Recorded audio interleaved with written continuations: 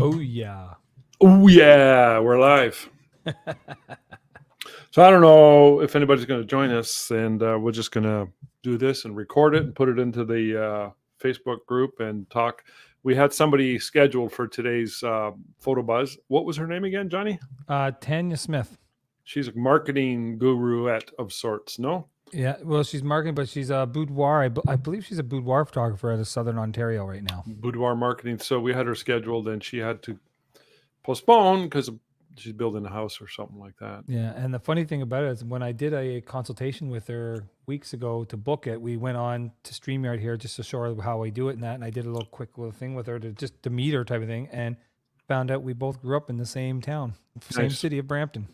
So that's either a good thing or that's a bad thing. It depends. Well, we never knew each other back then. I think we're a few years off each other, not lots, just a little. She didn't hear all about your reputation and your misdeeds. Come on. No, thank God she didn't. So you got a new microphone. Before we get into photography talk, let's talk about your new microphone really quick so people can put 2 + 2 together and make sense of why you sound so damn good. Yes. So what is it? I just wanted to up my game a little bit. That's all. It's a Rode Pod Mic USB. Got to get the USB one. You can get the original, which is only XLR input, but you wanted the USB. No, it sounds really good, and it came with software, and you can monitor the sounds, and it's upside down, but we can all read upside down. That's okay. No, I appreciate good sound more than anything, whether it's a movie, whether it's listening to an interview, and I don't know. I don't know about you, but I've often thought of getting into some sort of video marketing and for, as an add-on to my photography business to locals, local businesses and that. And I'm always thought, well, what if we talked about this before? It seems to me 2 years ago, and you were thinking about doing that, going in and setting up a business to do a podcast for them. Yeah, and I'm still looking at it. I haven't really pushed it because I've just been so crazy busy the last little while, but yeah, I'm still looking at doing it. And okay. I mean, using this software here, because I'll design the backgrounds for them and we'll design it. And then I'm not even on the thing. I just take my video off and my sound off, and I just control it while they can just have conversations. Maybe we'll get this to the point where you and I can do that. You and I just do our thing and have somebody else controlling the background for us. Well, if we get big time like Joe Rogan, but until then. But no, I love the sound, the clarity of your microphone, and I always used to kind of cut you off and bitch and complain about because you were always too loud in the previous mic, and that was too loud. Just to do with the settings. And this one compresses it. And if you were to do a service for our offering podcasting and or video, maybe a combination with photography included in design, knowing that would be I would think one of the best mic options to use. You could bring that to your game and say, hey, we're going to get you a mic. We're going to set you up. And the lighting is another thing that you seem to be doing really, really well compared to my shit show back here. It still looks good. I like it. And see, the funny thing is the standard for microphones when it comes to podcasting or online has been the company Shure, which is like a Shure SM something. I can't remember, but you pay like $500 to $600 American for those microphones. Whereas this one was $199 American. So about $250 to $300 Canadian. It's crystal clear with zero popping. I love it. Exactly. And then it comes with the software, and I can also, I don't know if you can hear this or not, but I don't know if you heard that or not. Yep. Surprise. Yeah. So it's got all these little different effects, and I can also add different effects on there too if I want to bring them in and stuff. Like whenever you talk about using Sony, I can. So we can have a little bit more fun. So I just wanted to add a little bit more to my podcasts and this podcast especially, and we can have some fun stuff in that. So hopefully it just makes us sound a little bit more professional. Since you're picking on Sony and you got your new Canon mirrorless, we'll have to have a shootout and compare one day. Oh, I love it. But I'll be using mine when you come down in July for Fairy Day. I'm going to actually put mine on 4K video and get some behind the scenes with my Canon 4K and see how that works. My guess is, my prediction is, if we did a shootout, same image, same lighting, etc., they would be almost identical. Exactly. other I than don't color? see any difference. I think the one thing I do like about Canon so far, from what I'm noticing, straight out of the camera, because I have friends that have a Sony and I have friends that still shoot Nikon stuff. I Yeah, kind of like the way, especially the new Canon mirrorless, my R6 especially, Mark II. I love the skin tones that come straight out of the camera. It comes out with some really really. nice skin tones. It's not too yellow, not too. I know with my old Canon, the 6D, I actually had to go into the camera because my wife would say when she goes to edit, even when we're shooting with flash, and I set it to the proper white balance, Hmm. even if it was a custom white balance, the skin tones would come out a little bit reddish, like pink, a little bit of a magenta hue to them, and she'd Right. have to take that out. So I had to actually go into the camera because you can go into the color bracketing in your camera and just Yeah. add a little bit more green in there instead, just to take that. And she said it was perfect. I had like -3 or -5 or something Right.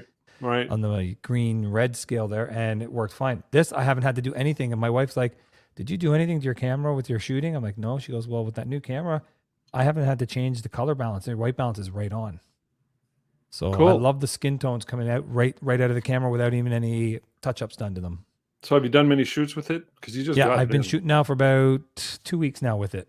Are you happy with it? It focuses pretty Oh, I'm blazing fast, eh? ecstatic. Like I've always done back button focus. I haven't done the normal shutter button focus Normal. probably I like the since way you about say normal. 2005. That's considered normal. I like Well, the a way lot you of say people that. still do the normal way, but I Normal. because I used to do a lot of sports photography, I was taught back button focus, and so All right. I took the focus off of my shutter button, so it just does metering and shooting, So are you and put normal the now? focus on my back button. And now I have two back buttons there, where I have one that's just the standard, whatever spot you have on as your focusing spot, so whether it's center or whatever, or you can move around the toggle. The Right. one button controls that focus, but then the other one, right where my thumb is, it's nice. I can push it and it looks for the eyeball and it tracks Yeah. the eyeball. And then It's as pretty the cool. person moves, if I keep it pressed, I've got it on autofocus servo, which moves with them. It'll actually go with their eyeball. They can turn their head away and then turn it back, and I'll still Wow. lock right on. So it's really nice. I love it. It's really accurate. Yeah, very much like the Sony. That's what I like about it. And it's making me lazy. And I'm like, God, you think back to the old days when you had to always focus manually in the Yep. film days. The autofocus has totally changed everything. And I don't even I like it because I don't have to think about that technical aspect of the process of I can really connect with the client, especially when I'm doing headshots and what have you, and I can really maintain a stronger connection and not Yep. worry about focus. And I just sort of I use the top button. I just pre-press it, and that doot, it just doot, Yep. and I'm like, I don't even confirm, or I just assume it's doing a good job. And sometimes I'll shoot, I don't know, couples, individuals, families, and I do that. And when it's done, I'm like, oh, is it in focus? Like I didn't even check. I Mhm. just assumed it was in focus because I'm so used to that system. I download it and I'm like, whew, tack sharp. Exactly. I know a lot of setbacks with the Canon ones was that they kept it lower megapixel. Like the original Right. R6 was a 21 megapixel, and this one's a 24. So you're still getting 3 million pixels more, but people Plenty. were hoping it was going to be a 30 or 33 or something like that, because you got the other Yeah. one that's 45. But I'm thinking for what I shoot, 24 is more than enough. I was blowing 20 by 30s up with a 10 and 12 megapixel Yeah. camera back Yeah. then. So Same here. 24 is fine for me. I don't need any more than that. Why shoot 60 and then mine's bigger than yours? But I rarely set it at 60. I often go half resolution. Exactly. So Because I'm very happy with the way it good. works. And Now, are you yeah, we'll using just the adapter for your older lenses? I am. Well, for the older ones, yeah. I've started using, see, when I bought it, I also got the new RF mount, just one of the lenses, which was the 24 to 105 f4 F4. Yeah. L lens, their pro lens. Is that And I becoming just your started using workhorse? that for some headshots, like grad Oh, shots okay. and stuff. Okay. And I love it. Like it's beautiful. The only thing I don't like about it is I wish, I don't know, I'm going to try and find a third party version is on, on the 70-200s, they have that collar ring that Yeah. can go on your tripod. So when you want to turn it vertical, it still stays over your tripod because you just loosen Yeah. that ring, turn it vertical, and tighten it down. Doesn't have that on the It lens? doesn't have that on the 24 to 105. So you put the camera into the tripod. So if you want to go vertical, the whole camera's going vertical into the tripod. Know the And feeling. it's a different weird feeling, and also just the weight of the camera now is not on the tripod; it's on the side of the tripod. Yeah, yeah, yeah, yeah. And So that I've makes never me really liked nervous. that. That makes me nervous. And plus, you got to make sure you always got to tweak and make sure it's kind of as level as you can be, because I do shoot a lot of verticals. I know what you're Exactly. talking about, and I mean the collar, which rotates right on the lens barrel on the 70-200, is built right onto the lens, and I don't know that you can buy an adapter for that. Could I I don't know. I get know one? Sony's you do. You can get for certain Yeah. Sony lenses. I saw them online, and see the Canon one is different than the Nikon one when it comes to the collar is actually a separate piece. It comes with it, of course, but you can actually loosen it right off and take it right off if you wanted to. All right. Because the F4 version doesn't come with a collar ring on it, I don't think, but the So you're making 2.8 all kinds does. of money. You're dripping in all kinds of cash flow. Let's talk about what you've been up to, and then I'll tell you a little bit about what I've been up to. And just before we went live, you were saying you got all kinds of new gigs. So it's expanding, It is expanding. expanding John Butler is expanding, buying in a new good way. microphones. Yeah, in a good way. Well, you got to remember, I do it where I went and I bought some of the stuff, and then I told my wife later after it had already been purchased, and then I went because it's easier to ask for forgiveness than for permission, Yep. of course. You Because I know how always that tell you, works. I tell everybody, just because the company name is John A. Butler Photography, that doesn't mean I'm the boss. No. So she's even got it on Facebook that she's the boss at John A. Butler Photography. So if it's on Facebook, you know Oh, it's true because everything on Facebook is always true. it's all the big ruse. But So yeah, you've been we've been doing doing a lot of, grads? well, we did 2 weekends, the last weekend and the weekend before that, of Petawall Minor Soccer, like we do every Soccer? year. This is about our 12th or 13th year doing it. And that was about 850 players. Cool. And then we last night, and we're doing it again tonight from 4:36. We're doing makeup day. So people who missed having their pictures done at their team pictures, they can come now and do a makeup one here at my studio. Because again, we'd use we're not shooting them on the field. We're shooting them on the white background, and then they're being compiled into a team picture later on. So we were able to do Yeah. that. So we're making. We probably did most of the league. Most of them did show up, and the ones who didn't are coming for makeup day, which is nice. So that's kept us busy. And then Good. graduation pictures. It's that time of year. So we've Are always you done the convocation for Algonquin College in Pembroke here. And then in the pandemic, it was funny because the way I got it was different. The girl from the Algonquin College in the Ottawa campus, Ottawa, Ontario, uh-huh. I guess they used a different person who happened to be retiring during the pandemic. And so Yeah.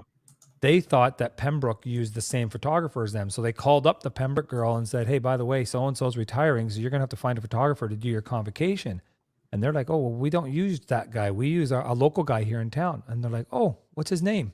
And then they called me up, and boom, last June, that's when I went to Ottawa and did their convocation over 4 days for them.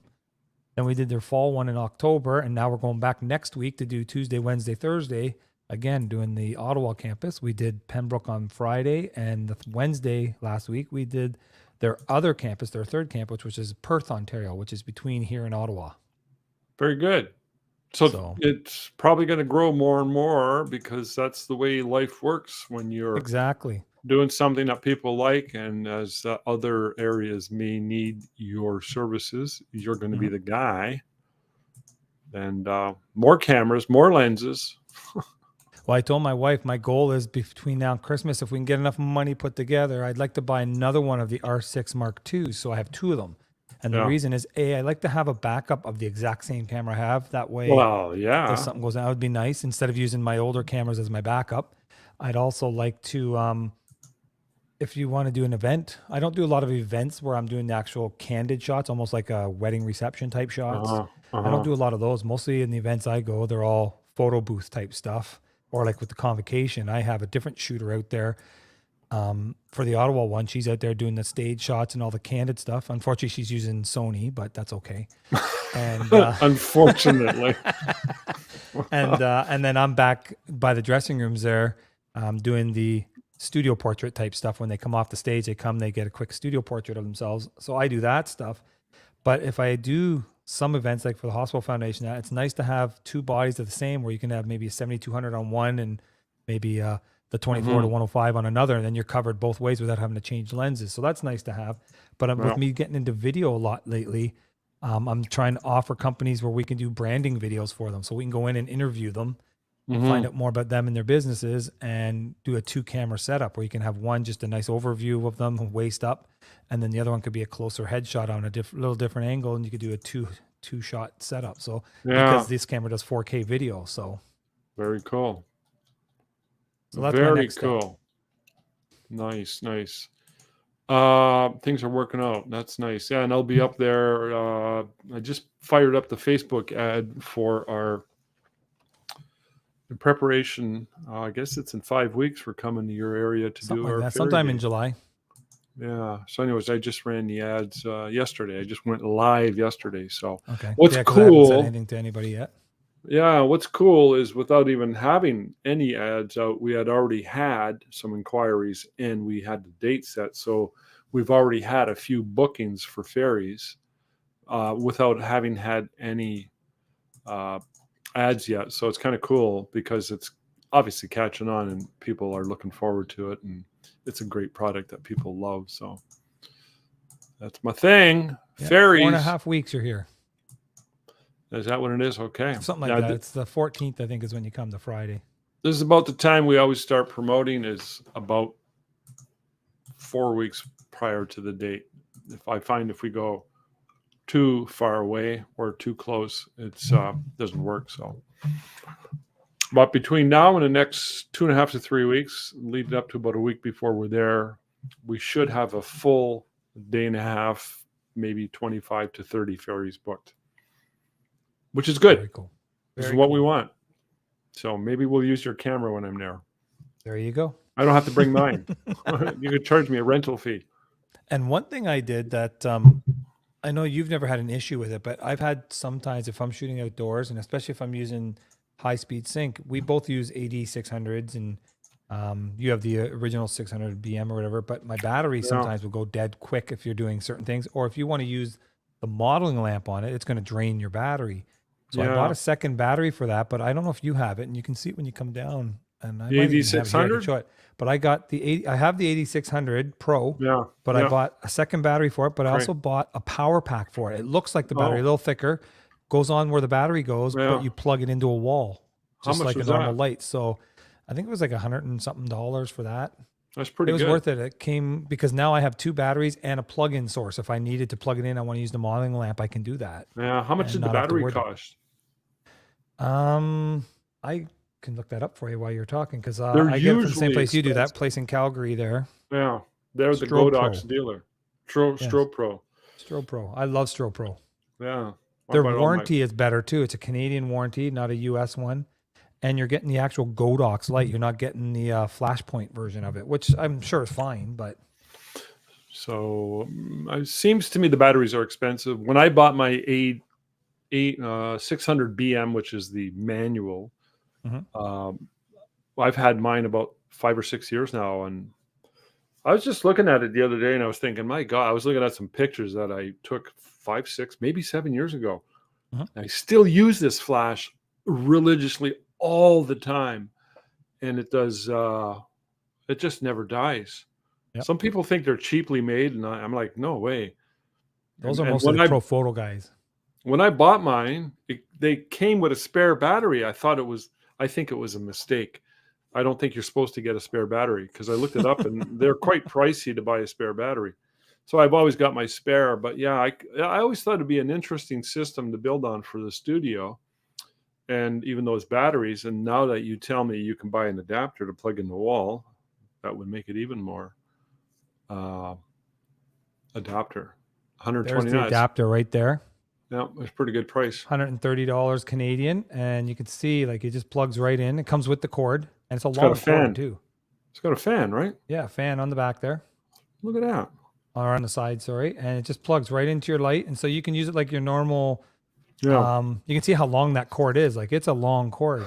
Yeah. And so just like your Einsteins, Alien Bees, whatever, where you can plug it into the wall if you want. The difference between the Pro and the BM, which is manual, that I have, same output. I think, well, yours got a different head. The styling of the head is a little bit different, but it's TTL, right?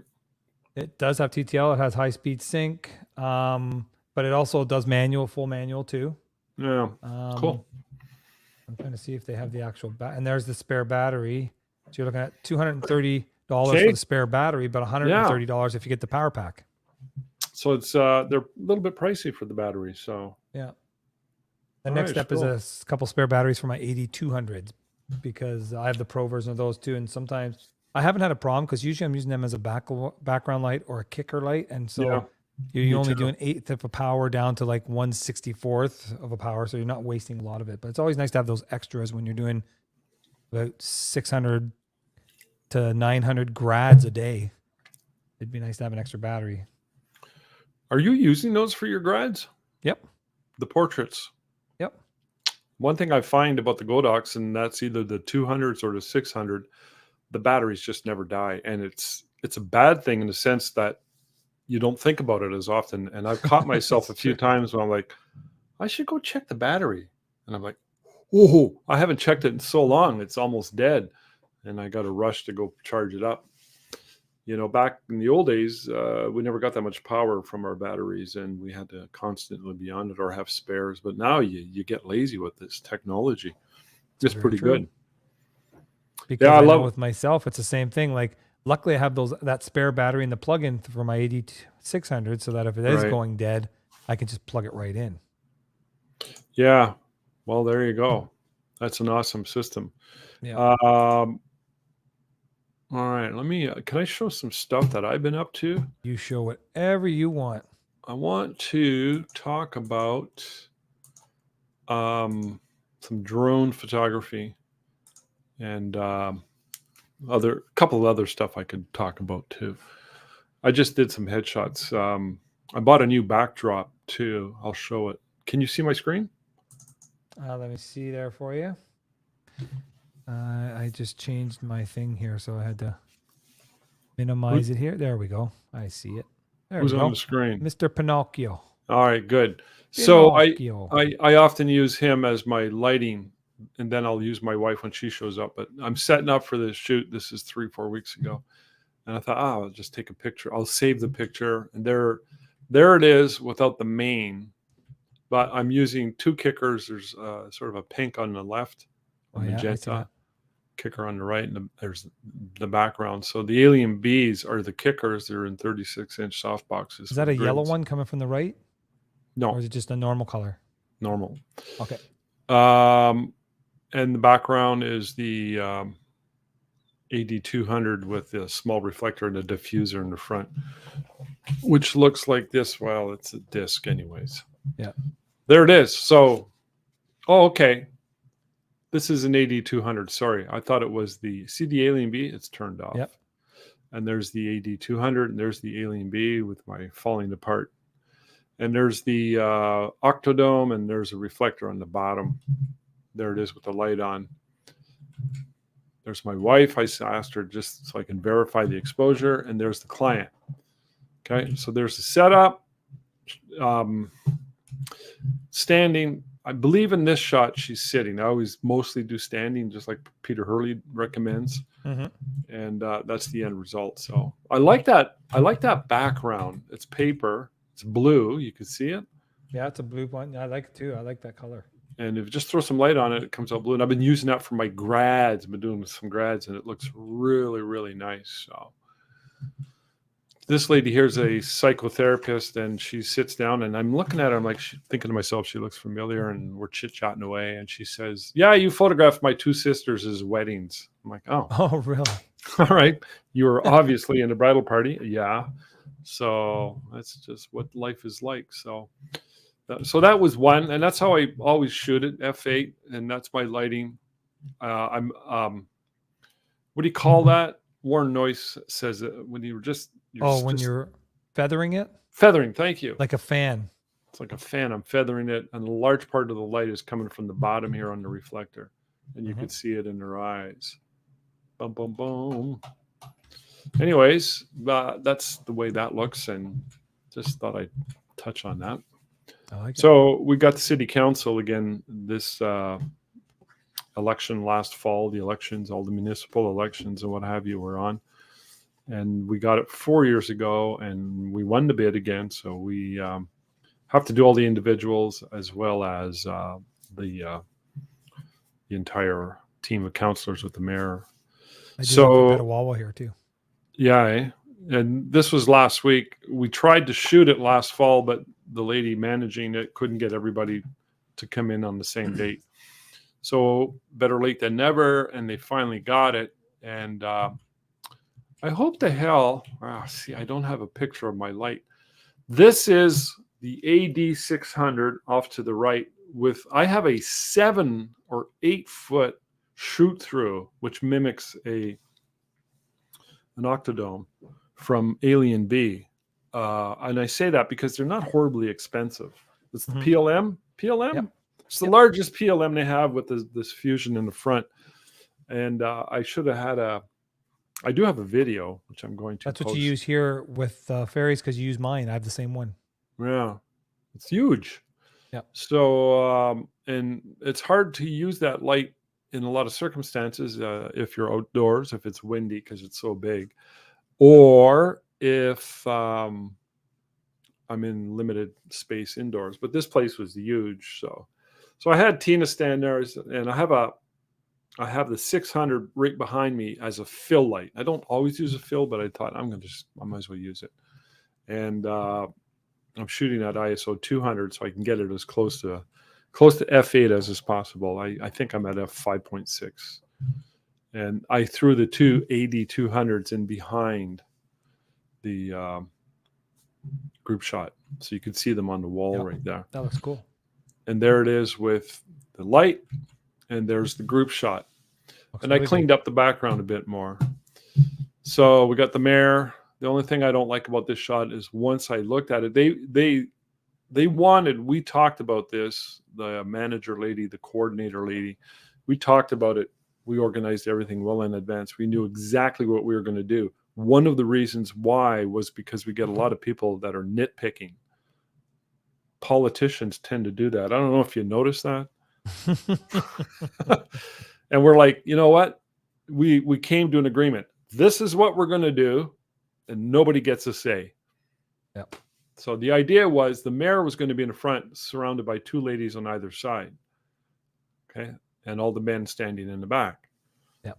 This guy shows up, and he's in a walker. He can barely stand. I'm like, okay, that's a changer. So we had to put him in the front. Well, no big deal.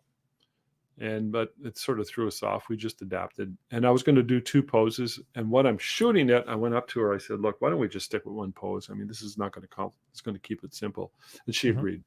But the only thing I would change now is looking at this is I would have had the mayor standing right here and put one of these dudes sitting down. Don't you think the mayor standing right there? What you could have did too is taken two of the ladies in the front. Yeah. And had them stand in the back and move one more guy in the front. So you'd have a guy and a girl on each side of the mare. And then that way you'd have an extra person in the back instead of the extra person in the front. And you'd still have two girls in the back. So it would still even out. So yeah.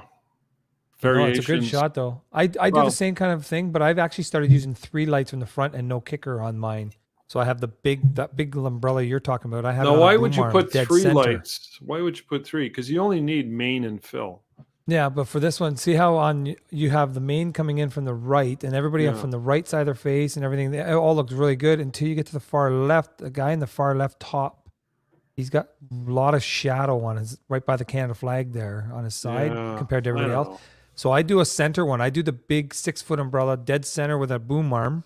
Yeah. And then I have 2 small umbrellas with my AD200s off to the sides coming in from each side. And it just gives a flat light right over the whole group. Flats. Yeah, it's a nice flat, and everybody's in the same light all the way across. That's all I do. It doesn't mean yours is wrong or anything, of course. You've been doing this a lot longer than I have. So I want that nice fill light, and I want that nice carving of the face. It looks nice. I like it. I could do this with that large light source. So here it is, straight off the camera. There it is, retouched up. I love that background. There's 4 or 5 years ago, from 2018 to 2020. That's the one I had done back then. And we decided these chairs are not good. And so we switched up the chairs to these much smaller, leaner chairs. And they have no wheels on them. No. So we didn't realize at the time it was going to look so clunky. And of course, when these guys were showing up back then, and this was a different light. This was the AD200 and a 36-inch halo. which still works with the kicker. Sure. You can see the kicker on the back here. And everybody's showing up looking good. And of course, the last person to show up was Miss Red here. I'm like, geez, drive me nuts. So I had to put her in the middle so as to balance it out. So we had that happen in dance one time too this year, where 2 kids showed up with the wrong shirts and they were gray and one was a different color. We sent it to retouchup.com and had them change them to black shirts, and they came out looking amazing. You should have done that with her too. Just send it in and turn it black or something. I used retouchup. No, not retouchup. The other one. Same idea. Oh, Rebuku. That's it. That's who we use. We're starting to use Rebuku now, actually. Our fairy day, we had a girl come in and she was autistic. She was a teenager and she wouldn't take her top. She had a top underneath. It was like a tank top. And so we had the fairy dress. So this tank top showed. Oh, yeah. And they wanted, we told them we could retouch it out. And I started to retouch it out. And I'm like, screw this. I'm going to get them to quote. And it was like $4. And exactly. It's worth it. Beautiful job. So anyways, when I bought my drone last December, I showed up and I told my wife, I put the receipt on the table and I said, I bought a drone that's going to pay for itself in a year. So far you just had fun with it, but you haven't used it for money yet. Well, we've made so far $420. Got a call 2 weeks ago from Sotheby's out of Toronto, a real estate company, and they wanted pictures of this this development area. Just a few miles outside of town. And they're like, can you do drone? I'm like, yeah. So how much? I didn't even know what to charge. I just pulled a figure out of my butt and I said $220. And I did pictures and video. And they called me again last week. They're obviously happy with what you did the first time. Well, all they wanted this time was just a straight up, no video. Yep. There's a lot right here. So right here's a lot that's for sale on the outskirts of the city. So I charged them $200 for that, and they paid. So I'm slowly. I've only used mine so far for realty listings. So I get some realtors come in, I go in and do their realty listing. I shoot the same way that Paul Maynard showed you and I how to do it. Right. And shooting that way. But then now that I got the drone, some of them want the drone shots too, and I don't have to hire that out now. I just take my drone and do it. The only guidelines I give them is I'm allowed to shoot in that area because, of course, when you turn it on and the GPS comes on, it tells you if you're in a red zone or not. And we have one close to here because of the airport they have here. So if it's there, I can't even get permission. And then there's the weather. If it's raining or snowing, I won't take it up. Yeah. And the wind conditions too. If it's really, really high winds, I tell them it's not safe for me to go up. But I said, other than that, as long as I'm able to do it, I'll go do it. And so I've had about 3 or 4, maybe 5 now where I've done drone shots for them. So it's starting to pay for itself. It's paying for itself. How much you charging? Right now, I just charge, if I'm already there doing the realty shoot, I tell them for an extra $50, I'll throw the drone up because 9 times out of 10, it's just for stills. And I'm only taking like maybe 10 minutes to do some stills. And then when I come back, it takes me hardly any time to edit them. But it will be going up. I'm just getting used to it. So even my real estate listings are going to be going up because I'm one of the cheaper ones apparently in the area. And I don't want to be known as the cheaper one. So they are going to go up. But now that I'm doing more and more, and I've warned them all that it is going up a little bit. So when I do the video, I didn't realize they wanted editing, and it was a little bit above my pay grade, but I got through it and I'll explain that in a minute. I use Camtasia to edit. I don't want to learn, what's the Photoshop version of? Oh, there's that Premiere. Adobe Premiere. That's the big one, right? And I don't want to be learning. Everybody's now going to DaVinci Resolve. That's what I use. It's free. You can download it for free, and it does everything that Premiere or Final Cut does, and it's free of charge. Well, Camtasia is pretty comprehensive. It's not as much as Premiere or DaVinci, I'm sure, but anyways, can I show you what I did? You go right ahead. And it's only like, it's not very long. Can you hear it? Can you hear it? You can't, eh? I don't hear it. When you shared it, there should have been a button on there, I think, that says to make sure the sound's on.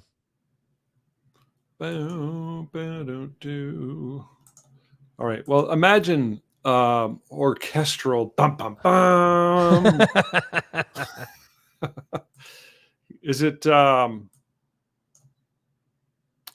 Is it playing okay though? Or is it jittery? No, it's a little jittery, but I think I know why. Yeah, it could be the streaming, but on my end, it's actually smooth. Smooth? Okay. So this was the video I ended up editing for them. And there's a part in here which they requested. I'll show you in a minute. And I was like, I can't do that. That's like animation. Next time I'm going to outsource this and I'm going to charge more. Here, not yet. No, what? I'm going to show you in a minute. You know, putting up titles and all that's pretty basic. Yeah. And when I was shooting this, I had a high wind warning, by the way. Okay. Came down a few times. I'm going to show you how to do some settings on your drone when you come here in July too, so that it's a smoother transition when you're turning side to side. Yeah, I got to master that a little bit better. I'll show it to you. There's a setting in there that you can do. See this here? That looks cool. I just had to do a screen capture and show where the lot is. So I just inserted it. But you can do it. There's an animation where the line is drawn while the video is running. Okay. That's what they wanted. I said, I can't do that. I'm going to have to learn all kinds of new stuff. But they were happy, and learning experience for me. And yeah, exactly. I have to tweak my skills with the, smooth, moving the camera in different angles and making it a little smoother. But I like, though, the one thing I like what I'm hearing from you is you're not afraid to let the client know sometimes your limitations and that you can't do that, or you're not going to do that. It might not come out that way, but there's nothing worse than saying, oh yeah, I can do that, no problem. But you don't know how to do it. And then you have to call them later and say, sorry, I tried, but I couldn't get it to work or something. That's worse. I'd rather tell them right up front, like, I can do my best, but I've never done that before. I'll try it, or I can't do that. You might want to get somebody else to do that for you or whatever, but you're honest with them. And I think that means more, I think, to a client than just giving them BS and then not following through. Well, I felt kind of confident I could produce at least a basic. And to me, this is basic. Okay. It's a little bit crude. I understand that, but I'm learning. $220, I don't know. I think that's actually a pretty low price. I agree. For what they're used to paying down in Toronto and what have you. Yep. That's why I charge a little here, because I'm in a small town, smaller than yours. So. And they called me back. I mean, they wanted that second job done. So yay. They seem to be pretty happy. I can show you the video we've done, like my friend Dave and I here from my business after, like sometime before we close off today, and I'll show you the video that's on my website. So that's what's new with me, other than now the other thing is with your video too, your frame rate too. I don't know if you know how to do that, but if you want, like, say 30 frames a second, you got to shoot it at 1/60th of a second. Or if you always double the frame rate to get what you want. And that way, because if you go to like 120 or something, and then when you go on Camtasia and it's doing it at like 30, it's either going to slow it down on you, or you might get that jittery because it's not got enough frames. If you shot it at like 30 frames a second and then you're editing in 60, you're going to get these jumps because it doesn't have enough frames to fill it in. So I don't know much about video, so I'm learning. I had to learn. Learning and getting there slow but sure. If you want, while you're finding something there, I can show you something quickly here. You were asking about using the adapter on the camera, and then how I set up for my what do you call it? The what did I do here? How I set up with my grad shots and that. So I'm going to open with photos here, so it brings it up, and there we go. That's what I want. So if I go present, share screen, and now which is the one I want to share? It's a window, I think. Yeah, there we go.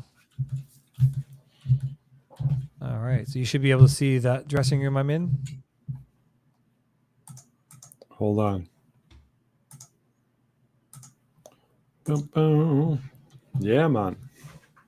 So there's that was what I just did on Friday. So the graduation was being done on the ice rink there. They have a stage and everything. So they go up on stage, get their diploma or whatever, say their thank yous to the dean or whatever, president, and then they walk off stage and they take them into under the stands where all the people are, and they bring them down to this dressing room in a lineup. I have a lady standing there fixing that little V-stole that they're wearing, because they're always wearing them wrong. So she makes sure they're fixed, and then she goes, okay, just stand on the footprint. So they come in, they get like 10 seconds with me. I say, okay, stand on those footprints in the direction they are. So they stand on those footprints. And that's just a little piece of plastic I had a sign guy here make for me. All right, I got to get one of those. Yeah, I'll show it to you when you love come here. It's like 10 by 10 or something like that, or 12 by 12, something like that. And I just tape them on the ground. They stand on the footprints. And then if you look on the left, it's a 8600 Pro in like a 32 or 35, something like that, inch softbox. And then I have my backdrop there from Cape Backdrops. I have an 8200 just shining on there, and an 8200 in that strip box with a grid on it. And that's my only lighting I'm using there. There's no cords. Do you turn the overhead lights off, or do you keep them on? I just keep them on because I'm shooting at 200th of a second, f8 at about between 100 and 400 ISO, depending on how strong I want the lights to be. And so it's killing the ambient.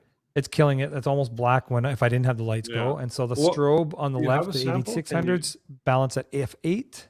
Can you dig the one kicker up? is around 5.6, and the background light's around 5.6. I like it to be a better stop less than the main light. And then I have it fairly far from them and more frontal lighting because I don't have a fill light or a bounce card or anything.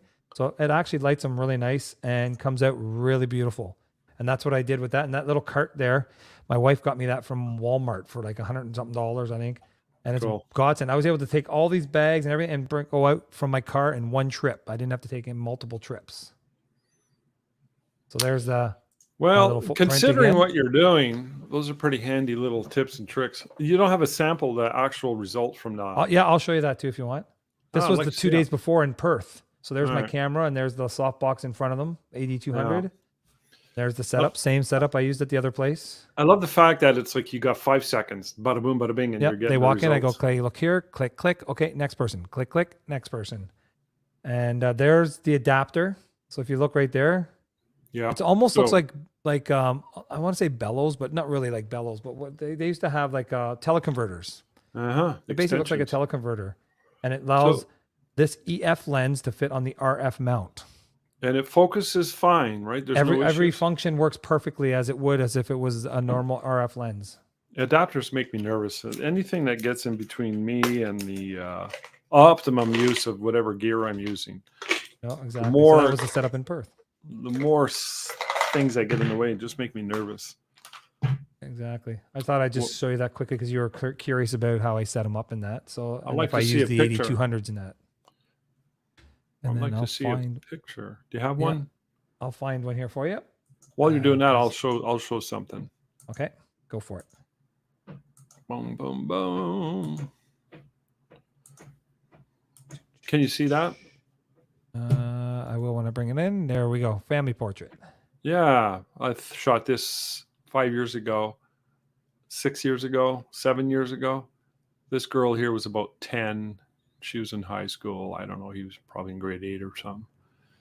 They just came in 3 weeks ago and ordered a 30 by 40. Same family. There they are. She paid for it. She's a nurse now, fully employed, and she's in high school. I don't know what he's doing. I think he's working in the trade. And she wanted a picture for her mom, and she bought it. And she came in and she said, "Buy a 30 by 40 and another small canvas and another one of the 3 kids alone." And she just took command. You got to love it when that happens. That's a gorgeous picture right there. It's not bad. It's with the 135 Sony lens, Lighting's almost wide open. Yeah, my wife's off to the left with the 86, the 600 BM with the similar light box that you have just showed us. It's about the same size. Well, it's funny too because I get a lot of other photographers that are just available lights, and they're like, "Why? When you're outside, you don't need it." And that's like, yeah, but you get a bright sunny day, that background's going to be bleached out if you're exposing for the people, and you're getting all the shadows. This not only fills in the shadows, makes it look realistic, but then you can match it with the background and get beautiful colors out of the background. I can't imagine not using it. I use it so much all the time. Me too. So here we go. All right, can you see my screen? Yep. All right, so that's 2023 June 7th, Algonquin College, Perth, and boom, this is what we got from it. Nice. Just those 3 lights, just basic, simple, and all I've done is before I did anything is I cropped it a little bit and added a vignette to it. That's all I've done. And like I said, these kids, it's not going to be perfect because they only get 10 seconds with me. Yeah, you do 2 shots. perfect. 2 shots. I usually, some get one. See, even the glare in there, I try to minimize that as much as I can, but if not, Rebuku is awesome for that. So And you've mentioned this before, but tell us the setup for payment. Is it speculation? You're doing galleries, blah, blah, blah. Sales. well, that's the gallery right there. So this is a Pixie set gallery. So I actually Yeah. send this to the college ahead of time. I make this gallery up with no pictures in it. So I get the link there and I give it to the college ahead of time. And then I also give them a link to an online ordering, and then they send them, or they put it in their package when they get their diploma. It's in the package, and they also put it on their website for the graduates too, so they can get it off there. And some of them will actually call me for it. But what it is I use a company called Jotform. It was actually made for me by a web designer when I got a grant from the government to go digital and help with my digital. So I got her to design it for me. And you can actually get it from my website, but I'm actually opening it up in the back office right now. I do it for sports too, and haven't done it for dance yet because we have a certain deal that we give dance students when they do digital, and I haven't been able to perfect it yet for an online e-commerce version of it yet. But and then so it's basically they don't have to buy if they don't want to, so it's on spec.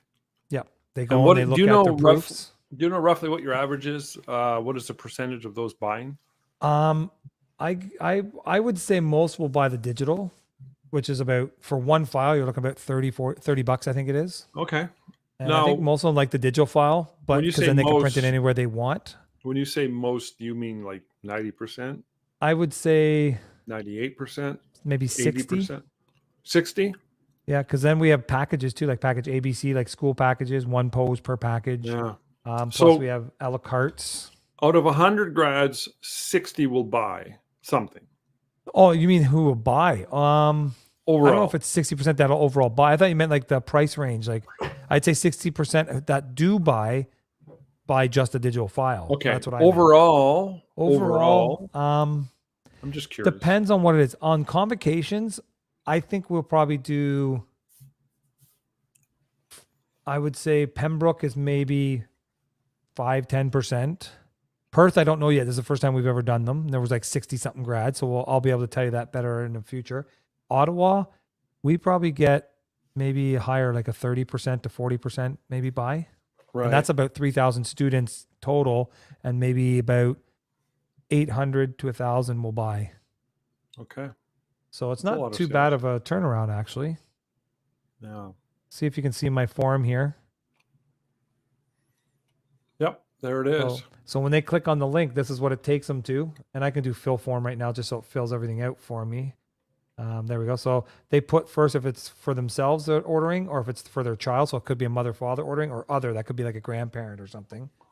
Then they fill in the student's name, the person who's ordering's email and contact number, what school they're from, if they're a university or college, what course it is. If it's our kindergartens they just put the teacher's name in there.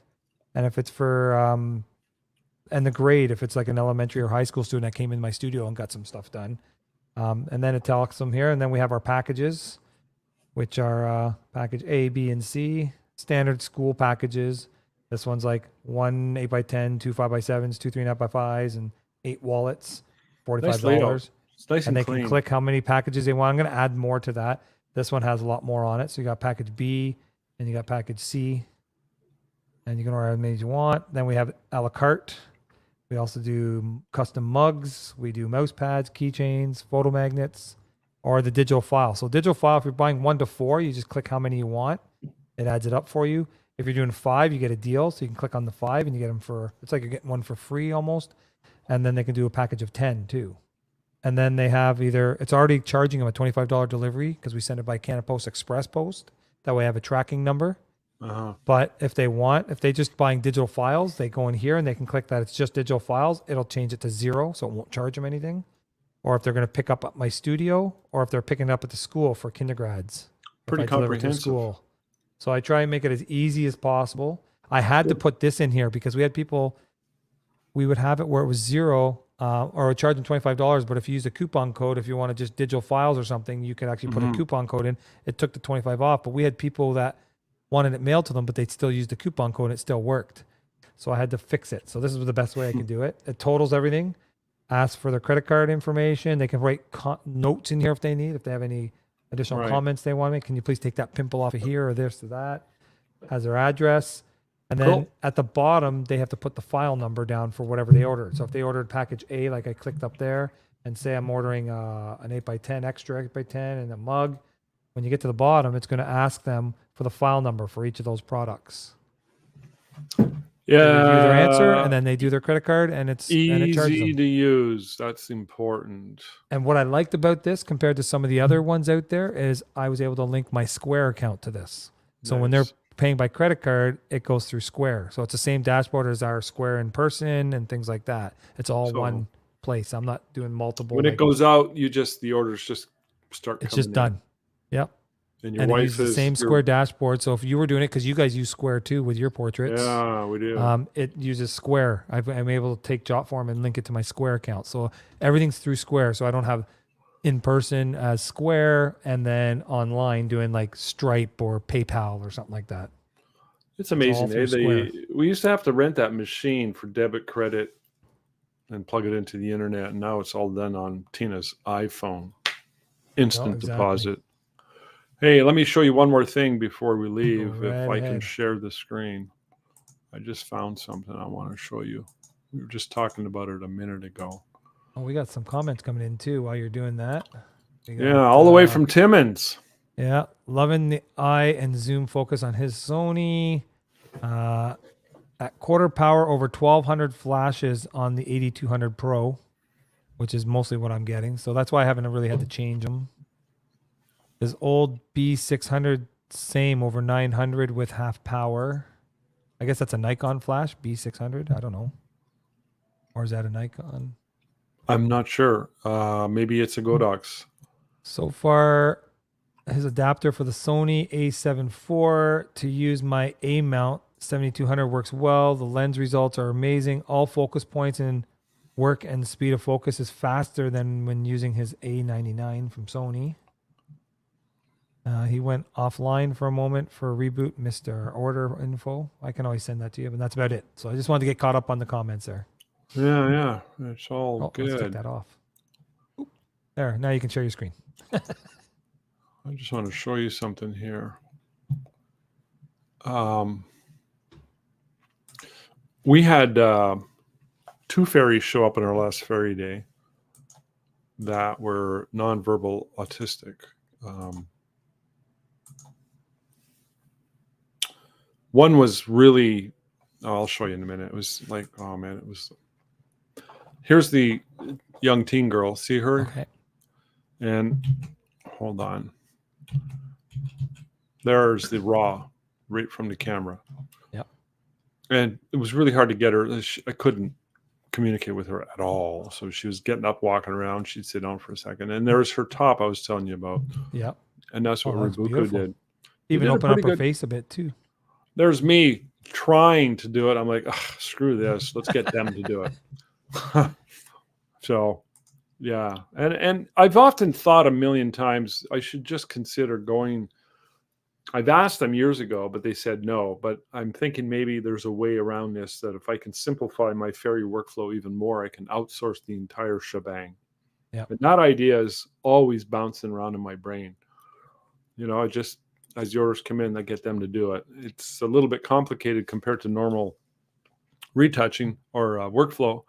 However, it doesn't mean they can't do it. And I'm sure I'd be able to find a solution. Are you using an older Photoshop or the newest one? Newest. I haven't downloaded the latest.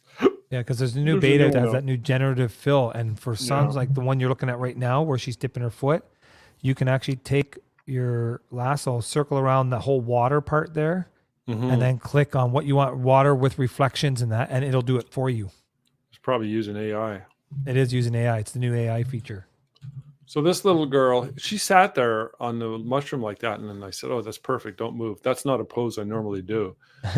And actually, just sometimes I'll do that. But here's her little sister, who's got, she's like 6 years old, and that's as big as she's going to be her entire life. Really? And non-communicative. She can't do anything. And her mom wanted a picture on Fairy Day. I don't know why this color looks different here. This could have been a reject. But anyways, that's what we ended up with, and mom was pretty happy with it. And, you think about the lives that some people have to live when they got a child like this. I mean, it just 110% takes up every aspect of their lives. Oh, I know. I have one that's like that locally, sweet lady, and she has, I think it's 3 daughters, and one of them has something with her where she's always at CHEO, which is the Children's Hospital of Eastern Ontario there in Ottawa, and getting things done and stuff like that. I feel bad, but the little girl's a sweetheart, so it's unfortunate. So that's all I got to say about that. Hey, Brian, nice that you came back. Nice that you showed up. And I agree. Don't mock the Sony, John. I just do it for fun. It's like the old days with the Nikon Canon rivalries, and then the Mac and PC rivalries. Well, the Mac and PC rivalry was much more intense back in the day. I've lost friends over that. It's like really they've canceled me and doxed me and ghosted me. You don't like Apple? You're a bad man. Harley motorcycle enthusiasts are almost in the same camp, but I'm going to say maybe not nowadays, but 10, 20 years ago, the Apple aficionados were hardcore. Oh, yeah. Well, back then, I think about 15, 20 years ago, it was better to have a Mac if you're in a creative field than PC. But over years, PC not only caught up, but I think passed them, because I can get a stronger, more powerful PC computer than a Mac for cheaper the price. Hey, them's fighting words. And back then, Macs too, you had proprietary. It was proprietary stuff. You couldn't get third-party things for them. You had to use Apple products for that computer. And I get it. I get why they were loving the brand so much. There's a lot of positive attributes, but it, for many, became almost like a religious zeal. So yeah, it's unfortunate. And you lose friendships over it. That's bad. It's like the Canon right now, the new R series, like my RF or my R6. The only thing that people are really complaining, like the RF lenses are probably some of the best lenses on the market right now you can buy. They are sharp as a tack. They're better than some of the Sony Zeiss ones and everything. But we'll see about that, won't we? The problem is they have not given permission to any third-party company to make lenses for those yet. So you can't get a Sigma RF lens or a Tamron. You can't get any of those lenses because Canon has forbid them to use the RF mount. Yeah. The only way around it is by using that adapter I have, and then you can go get the Sigma EF lenses and it'll work fine. But the problem with the RF lenses is they're so expensive. Yeah. Well, sharp is sharp is sharp. I mean, you get to a point where it's similar with the size of your pixels. I mean, you get to a point where critical mass takes over. I mean, how much do you need? Exactly. I mean, how many horsepower do you need in your car? I mean, Jesus, you're taking your Toyota to the Walmart down the road, 2 miles down the road. Yep. If you get there 2 seconds faster than the next guy, really? Does it matter?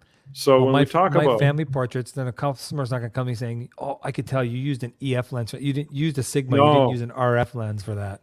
Man, to my point is that the only thing I care about, and I never adhered nor fell in love with Apple for the reasons they all fell in love with Apple. The only thing that mattered to me was, am I making money? Really? Yep. I got to make some money here. Very true. I'm in business. I got to be profitable. So Brian says third party are definitely more affordable and the quality has gone up. So exactly. I love Sigma lenses. I used to have an 18 to 50 2.8 with my Canon when I first got it. And it lasted until about 6-7 years ago when it finally went kaput on me. You wore it out. You wore it out. Right in the middle of Santa pictures too. I had to change to a different lens to use for the rest of that day. I got to go back to work. Yeah, I got to pay off that drone. I've got 4:30 till 6. I got a whole bunch of makeup soccer pictures to do for people who missed their soccer. Last night we were nonstop for the hour and a half. Just boom, boom, boom. 30-something people came. Nice. So hopefully we get that tonight too, because it's the last day of makeup day. It's a good thing. Yep. It's good to be busy. Yep, I agree.